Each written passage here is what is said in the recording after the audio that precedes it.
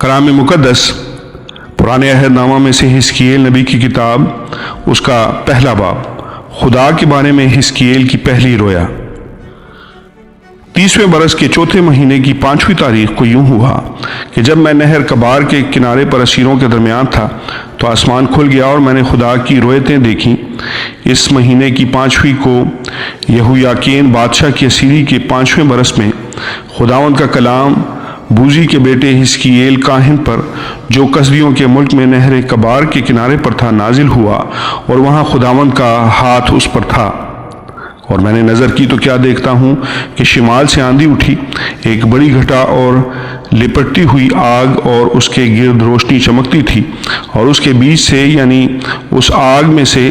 سیکل کے کیے ہوئے پیتل کی سی صورت جلوہ گر ہوئی، اور اس میں سے 4 جانداروں کی ایک شبیہ نظر آئی، اور ان کی شکل یوں تھی کہ وہ انسان سے مشابہ تھے، اور ہر ایک کے 4 چہرے اور 4 پر تھے، اور ان کی ٹانگیں سیدھی تھیں، اور ان کے پاؤں کے تلوے بچھڑے کے پاؤں کے تلوے کی مانند تھے، اور وہ منجے ہوئے پیتل کی مانند جھلکتے تھے، اور ان کی چاروں طرف پروں کے نیچے انسان کے ہاتھ تھے، اور چاروں کے چہرے اور پر یوں تھے کہ ان کے پر ایک دوسرے سے باہم پیوستہ تھے، اور وہ چلتے ہوئے مڑتے نہ تھے بلکہ سب سیدھے آگے بڑھے چلے جاتے تھے۔ ان کے چہروں کی مشابہت یوں تھی کہ ان چاروں کا ایک ایک چہرہ انسان کا، ایک ایک شیر ببر کا ان کی دہنی طرف، اور ان چاروں کا ایک ایک چہرہ سانڈ کا بائیں طرف، ان چاروں کا ایک ایک چہرہ عقاب کا تھا۔ ان کے چہرے تو یوں تھے، اور ان کے پر اوپر سے الگ الگ تھے، ہر ایک کے 2 پر دوسرے کے 2 پروں سے ملے ہوئے تھے، اور وہ 2 سے ان کا بدن ڈھمتا ہوا تھا۔ ان میں سے ہر ایک سیدھا آگے کو چلا جاتا تھا، جدھر کو جانے کی خواہش ہوتی تھی وہ جاتے تھے، وہ چلتے ہوئے مڑتے نہ تھے۔ رہی ان جانداروں کی صورت، سو ان کی شکل آگ کے سلگے ہوئے کوئلوں اور مشنوں کی مانند تھی۔ وہ ان جانداروں کے درمیان ادھر ادھر آتی جاتی تھی، اور وہ آگ نورانی تھی، اور اس میں سے بجلی نکلتی تھی، اور وہ جاندار ایک ایسے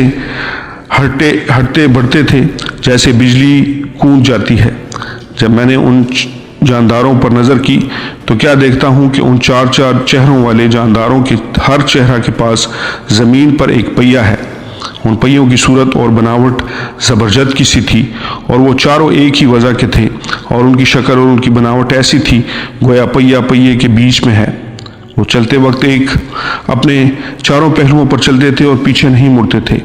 اور ان کے حلقے بہت اونچے اور ڈراؤنے تھے، اور ان 4 کے حلقوں کے گردا گرد آنکھیں ہی آنکھیں تھیں۔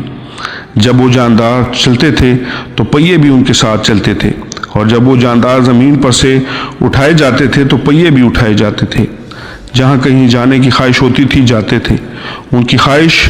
ان کو ادھر ہی لے جاتی تھی، اور پہیے ان کے ساتھ اٹھائے جاتے تھے، کیونکہ جاندار کی روح پہیوں میں تھی۔ جب وہ چلتے تھے یہ چلتے تھے، اور جب وہ ٹھہرتے تھے یہ ٹھہرتے تھے، اور جب وہ زمین پر سے اٹھائے جاتے تھے تو پہیے بھی ان کے ساتھ اٹھائے جاتے تھے، کیونکہ پہیوں میں جاندار کی روح تھی۔ جانداروں کے سروں کے اوپر کی فضا بلور کی مانند درخشاں تھی، اور ان کے سروں کے اوپر پھیلی تھی، اور اس فضا کے نیچے ان کے پر ایک دوسرے کی سیدھ میں تھے۔ ہر ایک کے 2 پروں سے ان کے بدنوں کا ایک پہلو اور 2 پروں سے دوسرا پہلو ڈھمپا تھا، اور جب وہ چلے تو میں نے ان کے پروں کی آواز سنی، گویا بڑے سیلاب کی آواز، یعنی قادر مطلق کی آواز، اور ایسی شور کی آواز ہوئی جیسی لشکر کی آواز ہوتی ہے۔ جب وہ ٹھہرتے تھے تو اپنے پروں کو لٹکا دیتے تھے، اور اس فضا کے اوپر سے جو ان کے سروں کے اوپر تھی ایک آواز آتی تھی، اور جب ٹھہرتے تھے تو اپنے بازوؤں کو لٹکا دیتے تھے،